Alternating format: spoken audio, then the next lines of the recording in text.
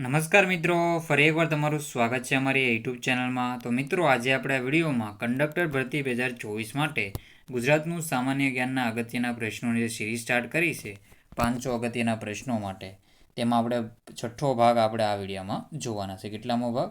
છઠ્ઠો ભાગ આપણે આ વિડીયોમાં જોવાના છીએ.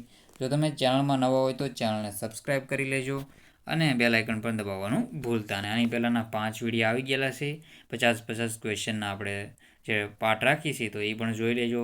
તમને ઘણું એવું શીખવા મળી જશે અને સારા એવા તમે માર્ક મેળવી શકશો. જે આપણું ગુજરાતનું સામાન્ય જ્ઞાન, ઇતિહાસ અને ભૂગોળ 20 માર્કનું પૂછાવાનું છે. તો આપણે શરૂ કરી દઈએ. તો પહેલો ક્વેશ્ચન છે, સૌરાષ્ટ્રના પ્રથમ મુખ્યમંત્રી કોણ હતા? તો એમાં આપણો આન્સર રહેશે શું છે? સૌરાષ્ટ્રના સૌપ્રથમ આપણે મુખ્યમંત્રી હતા ઉચ્ચંગરાય ઢેબર અને ત્યારબાદ રસિકલાલ પરીખ હતા. અને ગુજરાતમાં સૌપ્રથમ મુખ્યમંત્રી જીવરાજ મહેતા હતા અને રાજ્યપાલ હતા કોણ? મહેંદી નવાઝ જંગ હતા. તો એ તમારે યાદ રાખી લેવાનું છે. અને ગુજરાતની સ્થાપના 1 મે 1960ના રોજ કરવામાં આવી હતી. ભારતનું 15મું રાજ્ય બન્યું હતું અને એ ટાઈમે તમને ખબર હશે બધી માહિતી. બીજા નંબરનો ક્વેશ્ચન છે, પ્રથમ પદ્મશ્રી મેળવનાર ગુજરાતી કોણ હતા? તો પ્રથમ પદ્મશ્રી મેળવનાર ગુજરાતી શ્રીમતી ભાગ મહેતા હતા. કોણ હતા? શ્રીમતી ભાગ મહેતા. 1954માં એને પ્રથમ પદ્મશ્રી છે એ આપવામાં આવેલો હતો.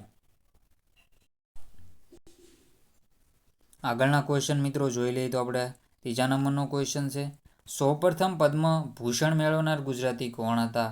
તો સૌપ્રથમ પદ્મભૂષણ મેળવનાર ગુજરાતી તે વીએલ મહેતા. કોણ હતું? વીએલ મહેતા. એ પ્રથમ છે એ પદ્મભૂષણ મેળવનાર પ્રથમ પદ્મશ્રી ભાગ મહેતા હતા. ગુજરાતમાં સૌપ્રથમ પાયલોટ ટ્રેનિંગ સેન્ટર ક્યાં ખોલવામાં આવ્યું હતું? તો ગુજરાતમાં સૌપ્રથમ પાયલોટ ટ્રેનિંગ સેન્ટર વડોદરા ખાતે ખોલવામાં આવ્યું હતું. જે વડોદરા છે ત્યાં ખોલવામાં આવ્યું. વડોદરા વિશ્વામિત્રી નદીના કિનારે આવેલું છે. વડોદરામાં લક્ષ્મી વિલાસ પેલેસ આવેલો છે અને સયાજીરાવ ગાયકવાડની જે હવેલી બધું હતું એ ક્યાં આવેલું છે? વડોદરામાં આવેલું છે. પાંચમા નંબરનો ક્વેશ્ચન છે, સરખેજનો મેળો ક્યાં ભરાય છે? સરખેજનો મેળો ક્યાં ભરાય છે? તો સરખેજનો મેળો સરખેજ અમદાવાદ ખાતે ભરાય છે. કઈ જગ્યાએ ભરાય છે? સરખેજ અમદાવાદ ખાતે સરખેજનો મેળો. અમદાવાદમાં ઓઠાનો મેળો ભરાય છે. ઓઠાનો મેળો ક્યાં ભરાય છે? આ મેળો ભરાય છે ધોળકામાં. ધોળકા તાલુકાના ઓઠા ખાતે ભરાય છે. અને ગધેડાની લે વેચ માટે પણ આ મેળો જાણીતો છે. સપ્ત નદીઓનું સંગમ અહીંયા થાય છે. ભાડભૂતનો મેળો કેટલા વર્ષે ભરાય છે? ભાડભૂતનો મેળો છે 18 વર્ષે ભરાય છે. કેટલા વર્ષે? 18 વર્ષે ભાડભૂતનો મેળો ભરાય છે. એ પણ તમારે યાદ રાખવાનું છે. અને ક્યાં? ભરૂચ ખાતે ભરાય છે. ભરૂચ છે ત્યાં ભરાય છે ભાડભૂતનો મેળો. પછી છે 7મા નંબરનો ક્વેશ્ચન, ગુજરાતમાં લલિત કલા ક્ષેત્રે કયો એવોર્ડ અપાય છે? તો ગુજરાતમાં લલિત કલા ક્ષેત્રે રવિશંકર રાવળ પુરસ્કાર આપવામાં આવે છે. જેને આપણે રવિશંકર રાવળ છે એ લલિત કલા ક્ષેત્રે એવોર્ડ અપાય છે. અને રવિશંકર રાવળ છે એ આપણે જોઈએ તો ચિત્રકાર હતા અને કલા સંઘની સ્થાપના પણ એના દ્વારા કરવામાં આવી હતી. ગુજરાતનો કોઈ ખેલાડી આંતરરાષ્ટ્રીય ક્ષેત્રે સિદ્ધિ હાંસલ કરે ત્યારે કયો એવોર્ડ આપવામાં આવે છે? તો ગુજરાતનો કોઈ ખેલાડી આંતરરાષ્ટ્રીય ક્ષેત્રે સિદ્ધિ હાંસલ કરે ત્યારે તેને એકલવ્ય પુરસ્કાર અપાય છે. કયો? એકલવ્ય પુરસ્કાર અપાય છે. કયો પુરસ્કાર અપાય છે? એકલવ્ય પુરસ્કાર અપાય છે. 9મા નંબરનો ક્વેશ્ચન છે, ક્રિપ્કો ખાતરનું કારખાનું ક્યાં આવેલું છે? તો ક્રિપ્કો ખાતરનું કારખાનું છે હજીરા ખાતે આવેલું છે. ક્યાં આવેલું છે?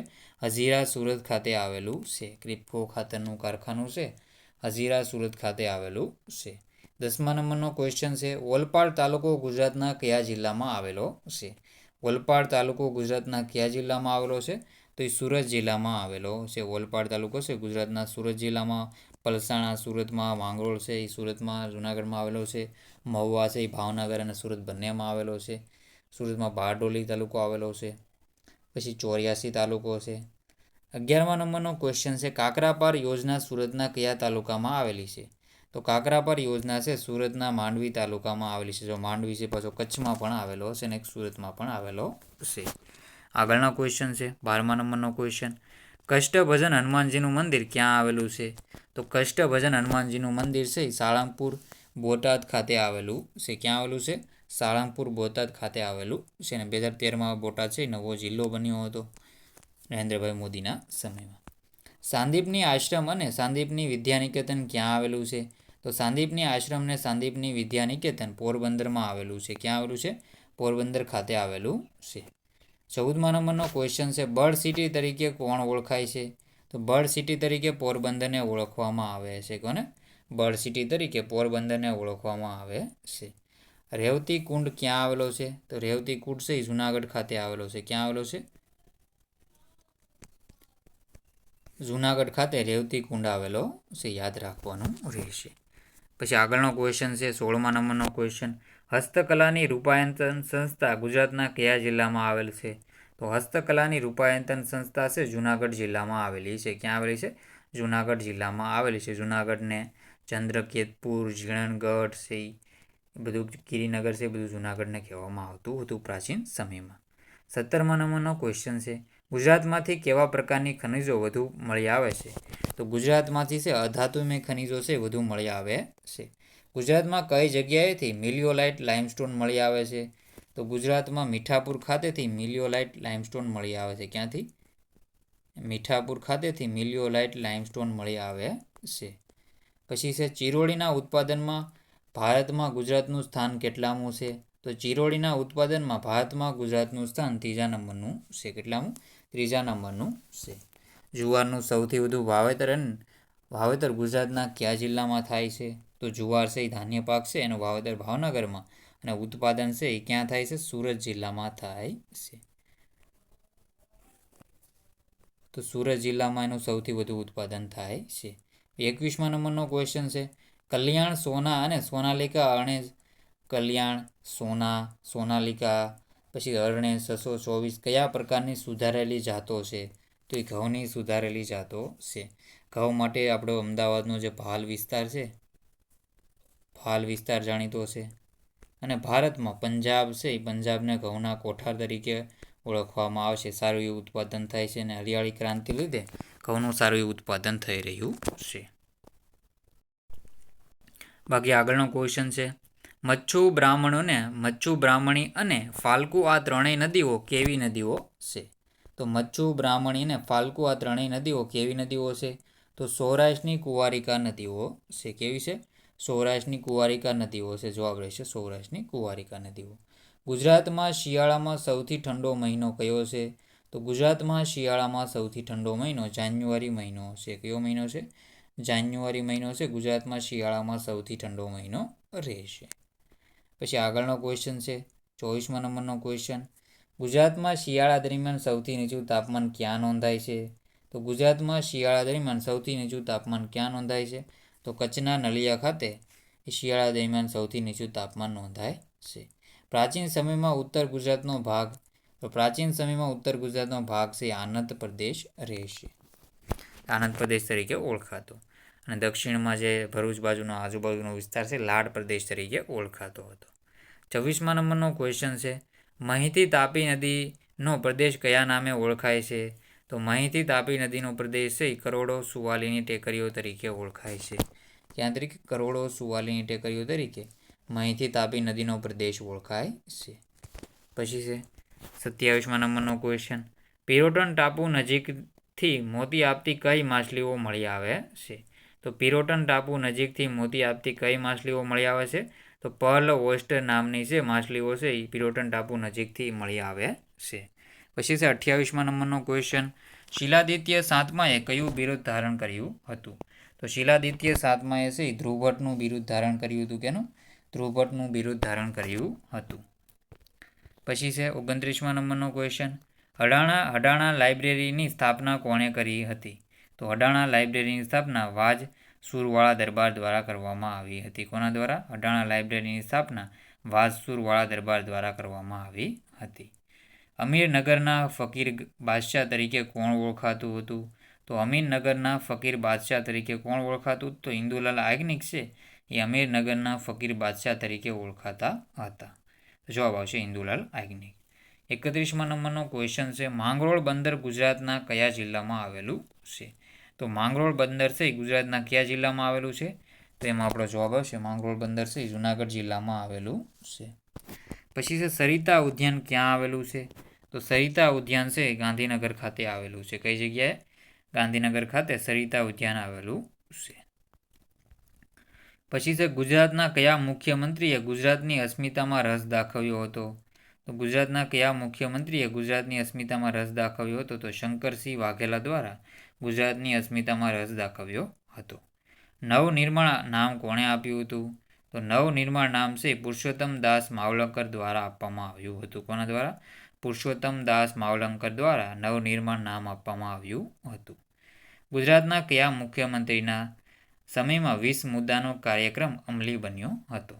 તો ગુજરાતના કયા મુખ્યમંત્રીના સમયમાં 20 મુદ્દા કાર્યક્રમ અમલી બન્યો હતો? તો બાબુભાઈ જસભાઈ પટેલના સમયમાં 20 મુદ્દા કાર્યક્રમ અમલી બન્યો હતો. નવનિર્માણ પુરુષોત્તમ માવલંકર, પછી અસ્મિતામાં રસ દાખવ્યો તો શંકરસિંહ વાઘેલાના સમયમાં આપણે જોઈએ તો 5 નવા જિલ્લા બન્યા હતા. સરિતા ઉદ્યાન ગાંધીનગર ખાતે, માંગરોળ બંદર છે જુનાગઢ, અમીર નગરીના ફકીર બાદશાહ તરીકે છે ઇન્દુલાલ યાજ્ઞિક ઓળખાય છે. તો આગળના ક્વેશ્ચન સાહિત્ય જોઈ લઈએ આપણે. ખેડબ્રહ્મા કઈ નદીના કિનારે આવેલું છે? તો ખેડબ્રહ્મા છે હરણાવ નદીના કિનારે આવેલું છે. કઈ જગ્યાએ? હરણાવ નદીના કિનારે છે ખેડબ્રહ્મા આવેલું છે. ક્યાં આવેલું છે? સાબરકાંઠા જિલ્લામાં આવેલું છે. સાબરકાંઠા જિલ્લામાં છે ખેડબ્રહ્મા આવેલું છે. પછી 37મા નંબરનો ક્વેશ્ચન છે મોડાસા કઈ નદીના કિનારે આવેલું છે? તો મોડાસા છે માઝૂમ નદીના કિનારે આવેલું છે. કઈ નદીના કિનારે આવેલું છે? માઝૂમ નદીના કિનારે છે મોડાસા આવેલું છે. અકીક ઉદ્યોગ અને તાળા સૂતરફેણી હલવો ક્યાંનો જાણીતો છે? તો અકીક ઉદ્યોગ તાળા સૂતરફેણી હલવો છે ક્યાંનો જાણીતો છે? તો એ ખંભાતનો જાણીતો છે. તો જવાબ આવશે આપણા ખંભાત. શું જવાબ આવશે? ખંભાત આપણો જવાબ રહેશે. ગુજરાતમાં સૌપ્રથમ ટપાલ સેવાની શરૂઆત ક્યાં થઈ હતી? તો ગુજરાતમાં સૌપ્રથમ ટપાલ સેવાની શરૂઆત અમદાવાદ ખાતે થઈ હતી. ક્યાં થઈ હતી? ગુજરાતમાં સૌપ્રથમ ટપાલ સેવાની શરૂઆત અમદાવાદ ખાતે થઈ હતી. આખ્યાનના પિતા ભાલનનું પ્રથમ આપણે જોઈએ તો ભાલનનું જન્મસ્થળ કયું છે? તો પાટણ એનું જન્મસ્થળ છે. પછી આગળનો ક્વેશ્ચન છે હસન પીરની દરગાહ ક્યાં આવેલી છે? તો હસન પીરની દરગાહ છે દેવમાલ પાટણમાં આવેલી છે. કુકા વાવ ક્યાં આવેલી છે? તો વાવ પણ તમારે પૂછાઈ શકે સાંસ્કૃતિક વારસાના રૂપે. કપડવંશ ખેડામાં આવેલી છે. રાણકી વાવ છે પાટણમાં. પછી અમૃત વર્ષણી વાવ છે, દાદા હરિભાઈની વાવ છે, એ બધું અમદાવાદમાં. અડીકડીની વાવ જૂનાગઢમાં આવેલી છે. એ પણ તમારે યાદ રાખવાનું રહેશે. ખજૂરી મસ્જિદ ક્યાં આવેલી છે? તો ખજૂરી મસ્જિદ છે ચાંપાનેર ખાતે આવેલી છે. જનરલ મોટર્સ પ્લાન્ટ ક્યાં આવેલો છે? તો હાલોલ ખાતે જનરલ મોટર પ્લાન્ટ્સ આવેલો છે. તો 44માં આપણો જવાબ રહેશે હાલોલ રહેશે. ગુજરાતનું સૌથી પ્રાચીન બંદર ક્યાં આવેલું છે? ગુજરાતનું સૌથી પ્રાચીન બંદર છે ગોરજ ખાતે આવેલું છે. ગંગાસર તળાવ કયા જિલ્લામાં આવેલું છે? તો ગંગાસર તળાવ છે વિરમગામ જિલ્લામાં આવેલું છે. મુનસર તળાવ વિરમગામમાં. ધોળકામાં મલાવ તળાવ આવેલું છે. પછી આ બધા તમારે બિંદુ સરોવર છે એ બધા ક્યાં આવેલું છે? પાટણમાં. બિંદુ સરોવર, અલ્પા સરોવર પાટણમાં છે. પછી છે લોધિકા તાલુકો ગુજરાતના કયા જિલ્લામાં આવેલો છે? તો લોધિકા તાલુકો છે ગુજરાતના રાજકોટ જિલ્લામાં આવેલો છે. પછી છે 48મા નંબરનો ક્વેશ્ચન નર્મદા નદીની લંબાઈ કેટલી છે? તો નર્મદા નદીની લંબાઈ છે 1312 કિલોમીટર લાંબી છે. જ્યારે તાપી નદીની લંબાઈ ગુજરાતમાં કેટલી છે? 224 કિલોમીટરની છે. અને ગુજરાતમાં નર્મદા નદીની લંબાઈ તમારે જણાવવાની રહેશે. સોનાઈ નગરી તરીકે કોને ઓળખવામાં આવે છે? તો સોનાઈ નગરી તરીકે ગુજરાતમાં દ્વારકાને ઓળખવામાં આવે છે. તો મિત્રો આ હતા આપણા 50 ક્વેશ્ચન સાહિત્ય આપણનું સોલ્યુશન જોયેલું છે. ચેનલમાં નવા હોય તો ચેનલને સબસ્ક્રાઈબ કરવાનું ભૂલતા નહીં. તો મિત્રો આ વિડીયોને એન્ડ કરીએ છીએ. જય હિન્દ, જય ભારત.